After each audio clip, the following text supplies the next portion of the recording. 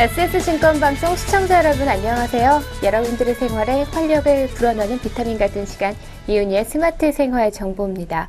네, 봄비가 내리기는 했지만요. 그래도 연일 계속되는 따뜻함 때문에 모든 거리에 있는 사람들의 옷이 점점 얇아짐을 볼 수가 있는데요.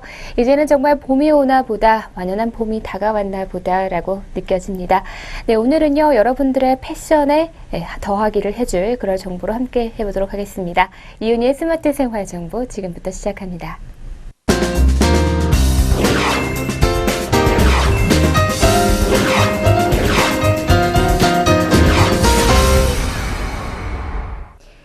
자유와 행복을 부르짖던 히피족부터 사랑과 청춘을 노래하는 로코까지 이 모두가 사랑한 아이템은 데님입니다. 시대를 초월해서 아이콘으로 자리 잡은 소재가 데님이라고 할 수가 있는데요. 이런 아이콘을 대체할 만한 소재조차 없을 만큼 유일무이한 그런 아이템입니다. 네, 데님은 아이템계의 경계를 허물면서 정말 다양한 모습으로 변주를 하고 있는데요. 특히 2015년 이번 시즌 SS 시즌의 트렌드에서 가장 주목해야 할 포인트로 데님 플레이를 꼽을 수가 있을 것 같습니다. 네, 데님의 황금기라고 할 수 있는 1970년대와 80년대 그 아름다운 젊은이로의 회기라고 할 수가 있죠. 복고적이면서도 옛 추억을 떠올릴 수 있는 데님의 향연 오늘 한번 알아보도록 하겠습니다. 네, 먼저 레트로 무드의 업데이트 버전이 시작이 됐습니다.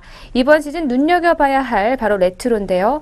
살짝 빛바랜 듯한 컬러와 또 패턴, 여유로운 실루엣이 어우러져서 경쾌함을 표현합니다. 네, 단번에 복고적인 뉘앙스를 풍기는 팬츠는요. 굵은 스티치가 포인트라고 할 수가 있겠습니다.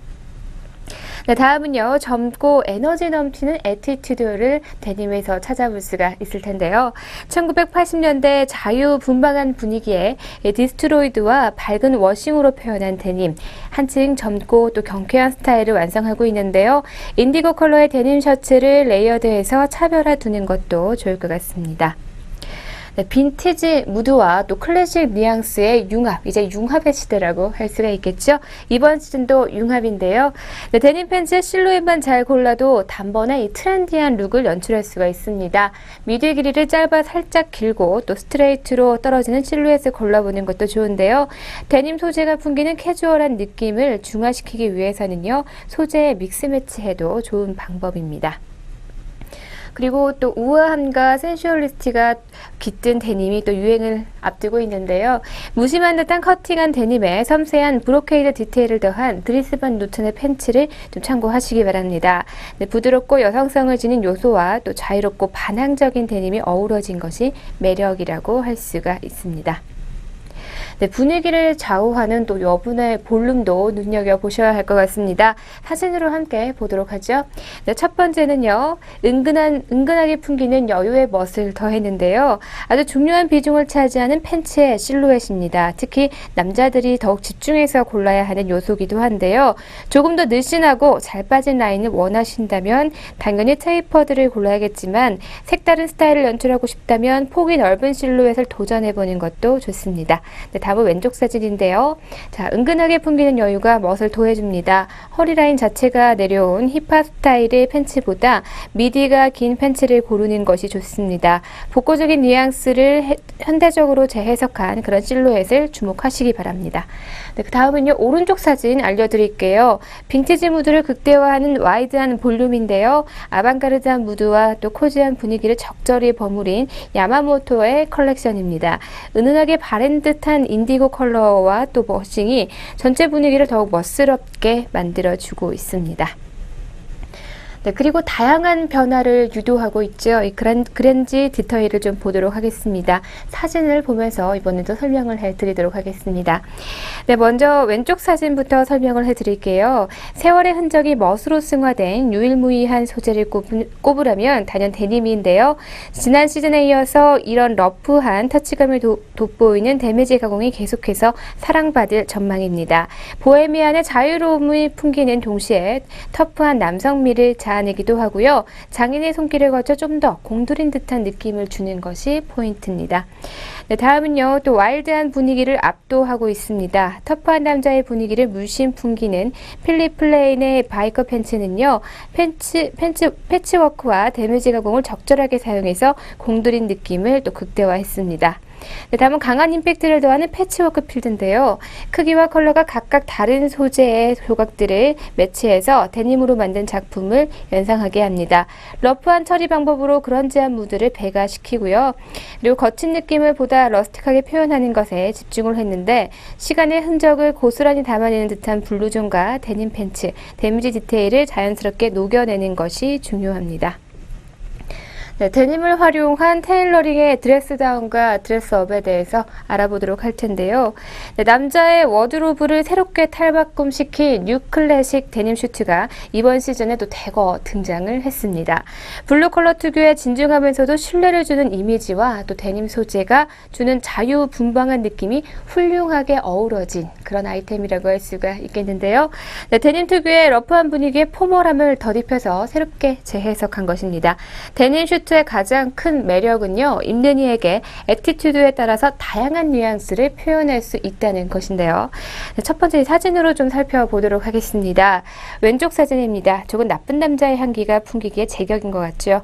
네, 은은한 광택을 지닌 구찌 슈트는요. 데님과 린넨을 혼방으로 한 소재를 사용해서 만지면 기분 좋은 그런 촉감이 매력이라고 할 수가 있습니다. 빛에 따라 흐르는 광택 덕분에 캐주얼한 느낌을 자아내고요. 또 몸에 피트하게 떨어지는 실루엣과 어우러져서 스타일리시한 연출이 가능한 부분입니다. 그리고 함께 또 따로 연출하기 좋은 구찌 데님은요. 높은 활용도를 자랑을 하고 있고요. 캐주얼한 아이템과 믹스 매치해서 브로큰 슈트로 활용해보는 것도 좋습니다. 다음은 오른쪽 사진인데요. 의외로의 멋스러움을 좀 발견할 수가 있을 것 같습니다. 깊은 V존과 더블 브레스트 타입의 베스트까지 완벽한 3피스 슈트 데님 소재로 제작한 랄프로렌인데요. 진중하면서도 무게가 있는 분위기를 유지하면서 데님 특유의 자유로움이 느껴지는 것이 매력이라고 할 수가 있습니다.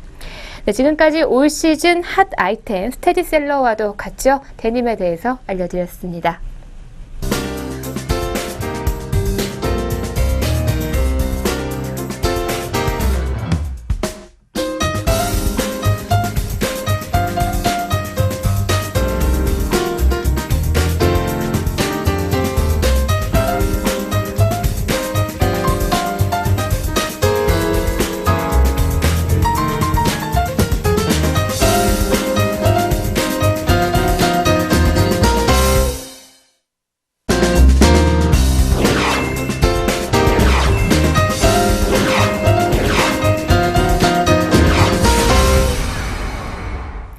네, 이제 슬슬 소매를 걷어올리기 시작하는 그런 계절이 다가오고 있습니다.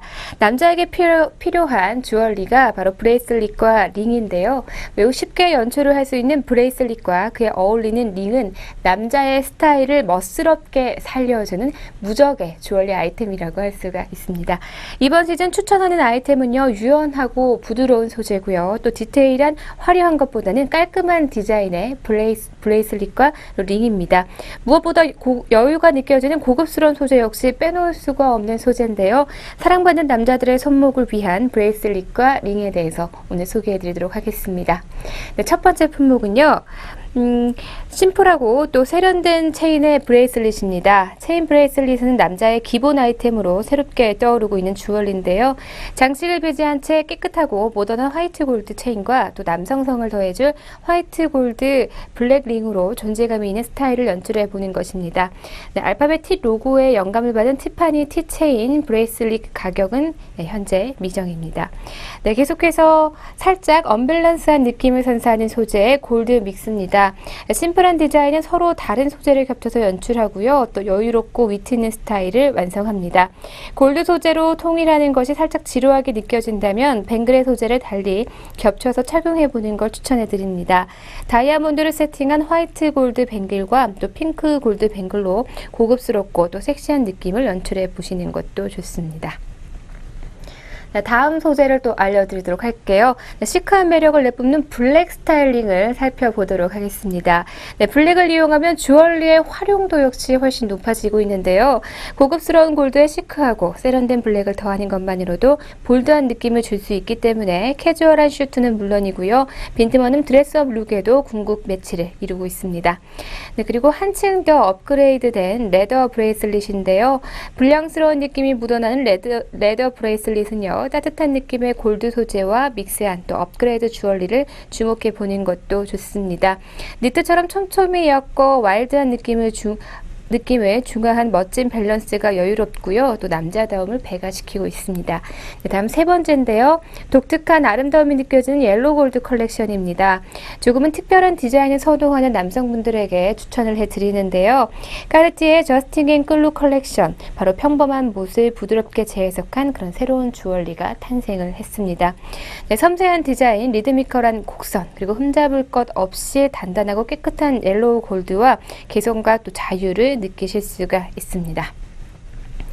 액세서리가 여성의 전유물을 벗어난 지는 이미 오래되었습니다. 특히 브레이슬릿이나 링은 남성들에게도 사랑받는 잇 아이템으로 각광받고 있는데요. 지금까지 남성의 잇 아이템이죠. 브레이슬릿과 링에 대해서 알려드렸습니다.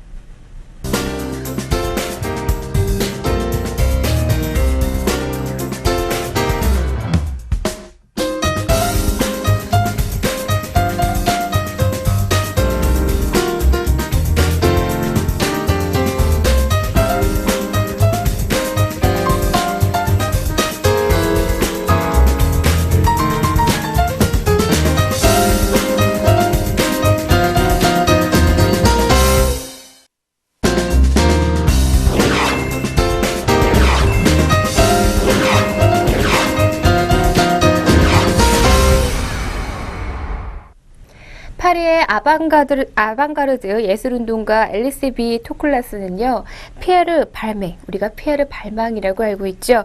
그의 1948년 컬렉션에 대해서 다음과 같은 평을 한 적이 있습니다. 지난 9월 피에르 발맹이 그의 컬렉션을 선보이던 날, 그것은 아름다운 꾸밈과 여성의 형과 매력에 대해 강조를 통해 진정한 모드란 무엇인가에 대한 새로운 이해를 일깨우는 것이었다. 드레스는 더 이상 실용성을 뒷받침하기 위한 장치가 아니며 실크와 울, 레이스, 깃털, 꽃장식 등을 통해 우아함과 섬세함을 표현하는 미의 산물로 거듭났다라고 적었습니다. 평론가들은 종종 아방가르드하거나 센세이션하지 않은 것은 진정한 창조가 아니라고 얘기하곤 했지만요. 아방가르드하지 않아도 정식적 패션이 부활한 것에 대해 즉각적인 감사를 표시하는 이들도 있었고요. 앨리스 비 토클라스는 또한 그 중에 하나였다고 할 수가 있습니다. 1914년 프랑스 사부아 지역의 한 마을에서 출생한 발맹은요, 그의 자서전에서 어머니와 이모들이 운영하는 작은 부티크에서 각종 옷감과 드레스를 갖고 놀았던 기억을 가장 행복했던 유년의 추억으로 꼽고 있습니다. 일찍부터 꾸티리의 꿈을 간직하고 있었는데요. 그래 그가 청년이 되어서 우연한 기회에 파리의 베르나르 하우스와 시 하우스의 중심축이었던 마담 프리메를 알게 되면서 패션계에 발을 들여놓게 되었습니다. 그러나 군의관이 되길 바랬던 어머니의 반대로 패션이 아닌 그는 건축을 공부하기 위해서 에콜 데 보자르에 입학하면서 비로소 파리에 입성을 할 수가 있었습니다. 파리에서 건축을 공부하는 동안에 그는 노트는 설계도가 아닌 패션 스케치들로 점점 채워갔다고 하는데요. 발맹은 훗날 꾸티리에로 활동을 하면서 드래핑보다는 드로잉 작업을 더 좋아해서 언제나 정교한 스케치를 시작으로 컬렉션을 구상했고요. 그러한 스케치가 현실화되어가는 과정을 즐겼다고 합니다. 그는 건축학도로서 재학 중이던 시절 수많은 드로잉 가운데 몇 개를 디자이너 로베르 피게에게 보냈다고 하는데요. 그 중에 3개의 디자인을 채택되면서 팔리는 기회를 얻었다고 합니다. 이를 계기로 디자이너 에드워드 몰리뉴의 보조 디자이너 제안을 받게 됐고요. 1934년 몰리뉴 하우스에서 일을 하기 시작합니다. 비로소 그는 본격적인 패션 인생이 시작이 됐습니다. 네, 몰리뉴에서 인정을 받으면서 5년간 몰리뉴 부티크에서 일을 했던 발맹은요, 1939년 리싱 르롱의 하우스로 옮기게 됩니다. 당시 르롱의 패션은 몰리뉴에 비해 양성적인 느낌이 강했다고 하는데요. 이렇게 여성적이면서 엘레강스한 스타일을 추구했던 발맹의 스타일과는 잘 맞지 않는 그런 측면들이 있었다고 전해집니다. 네, 때문에 그는 얼마 지나지 않아서 르롱을 그만두고 고향으로 돌아갔고요. 그해 여름 2차 대전이 시작되면서 또다시 군복무로 2년이라는 시간을 보내야만 했습니다. 1941년 군 제대 후 발맹은 르롱으로부터 복귀 요청을 받게 됐는데요. 당시 돌아와 새로운 동료 크리스티앙 디오르를 만나게 됐습니다. 이후 몇 년간 발맹과 디오르는 두 역사적인 디자이너를 르롱 컬렉션의 책임자로서 아이디어를 서로 교환했고요. 서로의 작업에 관여를 했고 또 엘레강스라는 공통의 취향을 공유하면서 동료애를 쌓았다고 합니다. 네, 두 사람은 쿠티르를 함께 오픈하기로 약속을 했는데 디오르가 결정적인 순간에 오픈을 망설이면서 약속을 지켜내지 못했다고 하는데요. 1945년 발맹이 먼저 자신의 하우스를 오픈하면서 이후 두 사람은 다른 행보를 보이게 됩니다. 2차 대전을 치르는 동안에 유럽은 극도로 파괴되고 빈곤해지면서 많은 사람들이 예술적인 생활 양식과 새로운 패션을 선도하는 파리가 예전의 명성과 또 지위를 되찾을 것은 어려울 것이라며 절망을 했었을 그런 시기였습니다. 이 시기 젊은 디자이너들은 파리를 떠나서 뉴욕이나 또 캘리포니아 그리고 할리우드 같은 곳에서 자신의 재능을 수용해 줄 수 있는 그런 곳으로 떠났는데요. 네, 발맹도 그랬었습니다. 그러나 직무를 비롯한 원재재의 극심한 부족과 공급량의 감축, 그리고 금욕과 내핍을 만연한 분위기 속에서 열린 종전기념 파리 컬렉션은 이전 시대에 딱딱하고 지루했던 실루엣의 변화를 예고를 했고요. 주요 언론은 물론이고 미국에서 건너온 바이어들까지도 이 창의적이면서도 잠재적인 상업성을 한 번 더 확인을 시켜줬다고 합니다. 1945년 이 발맹도 부드럽고 아름다운 디자인들로 구성된 작은 규모의 컬렉션을 발표를 하면서 파리오트 쿠티르의 재건에 동참을 했다고 합니다. 네, 당시 발맹은요, 수년간 몸담았던 르롱 하우스를 떠나서 모친의 경제적 지원을 바탕으로 파리 프리미 거리 44번지에 매장을 오픈한 상태였는데요. 그는 첫 번째 컬렉션에서 가늘게 조인 허리와 긴 종 모양의 스커트 라인을 선보였습니다. 이처럼 발맹은 뉴룩보다 먼저 뉴룩과 유사한 실루엣, 즉 슬림한 허리를 강조하는 상의와 길고 풍성한 하의로 구성된 일명 뉴 프렌치 스타일을 발표했던 것입니다. 발맹과 디오로 이 두 전설적인 디자이너들은 르롱의 하우스에서 동고동락했던 사이였기 때문에 비슷한 디자인 아이디어로 비슷한 실루엣을 만들어 발표할 수 있는 충분한 배경을 갖고 있었다고 합니다. 결과적으로 발맹의 뉴 프렌치 스타일보다 디오르의 뉴 룩이 크게 유행했지만 새로운 엘레강스 스타일의 기환을 예고했다는 점에서 발맹의 스타일은 의미를 갖고 있습니다. 1950년대 패션 전반에 나타난 화려함과 또 사치스러움으로 복귀의 경향에 따라 발맹의 의상과 소재 또한 보다 고급스러운 경향을 보이기도 했는데요.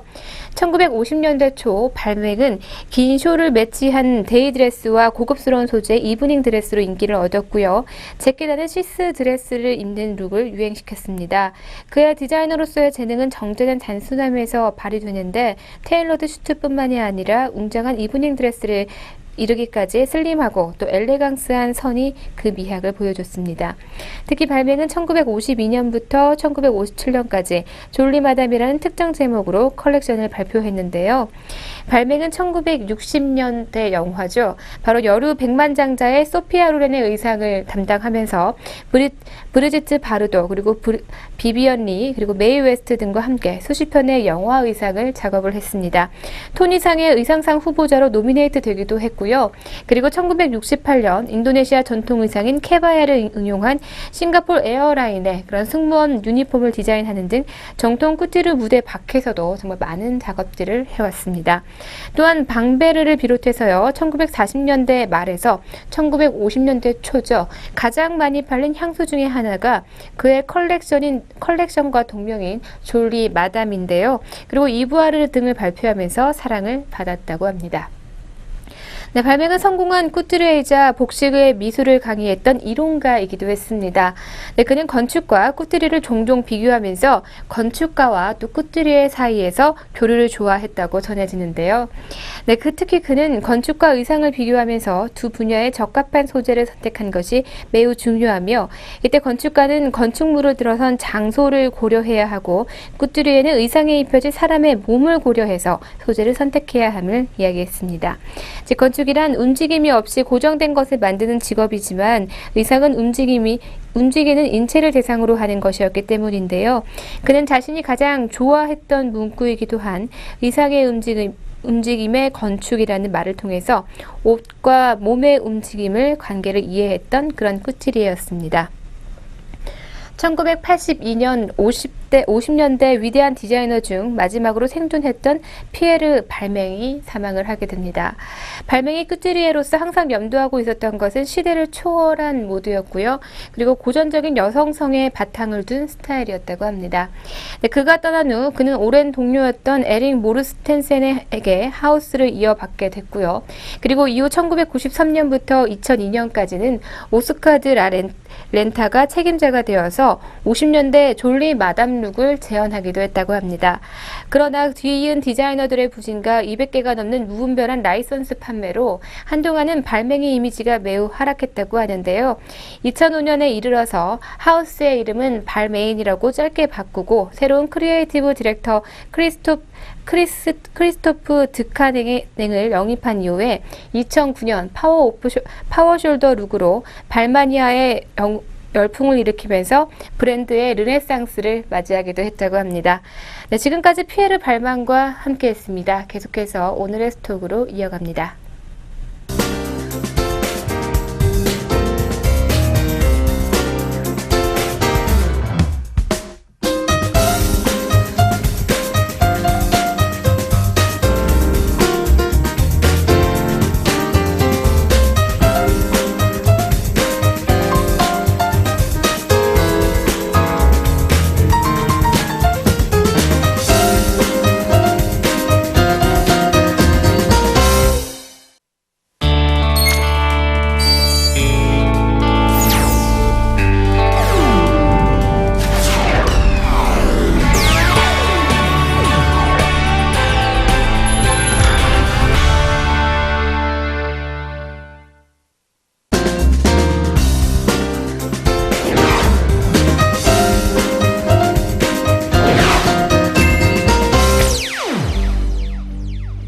오늘의 스톡입니다. 오늘도 증권사 추천 종목으로 두 종목 준비했는데요. 첫 번째 추천 종목은 유안타증권에서 추천한 현대글로비스입니다. 종목 번호는 086280입니다. 네, 공격적인 사업 확장 기반 마련으로 매출 증가의 가능성이 부각될 전망이고요. 그리고 완성차 해상운송, 벌크 해운 등 해운업 부문에서 고성장이 전망되고 있습니다. 현대글로비스는 종합물류업과 유통판매업을 영위하고 있고요. 현대자동차 그룹의 물류를 담당하고 있습니다. 그룹사의 대규모 화물을 함께 취급하면서 규모의 경제를 실현하고 있는데요. 이러한 규모의 경제 실현으로 타 물류회사와 차별화된 가격 메리트를 갖고 있습니다. 또 이를 통해서 그룹사 이외의 제3자 물량 확보에도 도움이 되고 있습니다. 계속해서 두 번째 종목 추천해 드리도록 하겠습니다. 한양증권에서 추천한 종목이고요. 대우증권입니다. 종목 번호는 006800입니다. 한국은행이 사상 처음으로 기준금리를 1%대로 낮추면서 증시 활성화로 인한 정책 효과가 기대가 되고 있고요. 저금리에 따라 위험자산 회피 성향이 완화되고 자본시장에서 자금이 유입될 것으로 예상이 되면서 증권업 수익성이 호전될 전망입니다. 네, 동사는 전통적으로 중개수수료 수익은 물론이고요. 종합자산관리 잔고 그리고 ELS 발행시장 점유율 등 거의 전 사업 부분에 걸친 업계 리딩 증권사인데요. 또 주식 위탁 매매 시장 점유율이 7.2%로 상위권입니다. 다만 전년 연간 7.4% 대비 시장 점유율이 소폭 하락을 했고요. 한편 증권업 시장은 환경에 영향을 많이 받는 그런 산업이기 때문에 환경 변화에 따른 수익 변동이 어떻게 관리하느냐에 따라서 또 향후에 리딩 증권사로 성장하는 데 관건이 될 전망입니다. 네, 지금까지 유안타증권에서 추천한 현대글로비스 그리고 한양증권에서 추천한 대우증권에 대해서 소개를 해드렸습니다.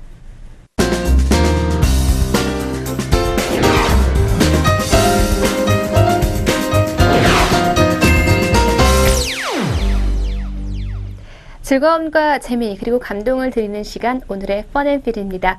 네, 오늘은요 독수리의 등을 타고 잠시 외국으로 나가볼까 합니다. 그럼 영상으로 함께 만나보시죠.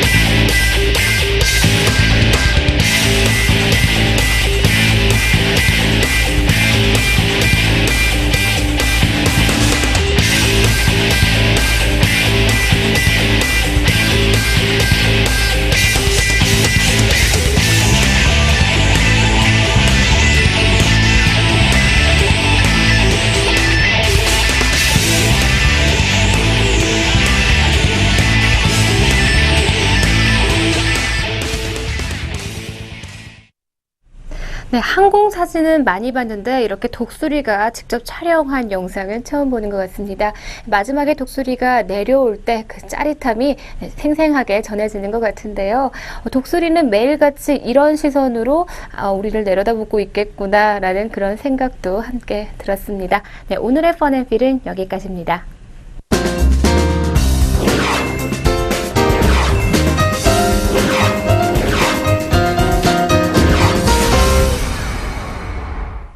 기온이 점점 올라가고 있지만 우리 몸은 적응하느라 바쁩니다. 그렇기 때문에 많이 아픈 분들도 많을 텐데요. 환절기에는 면역 관리에 집중하시기 바랍니다.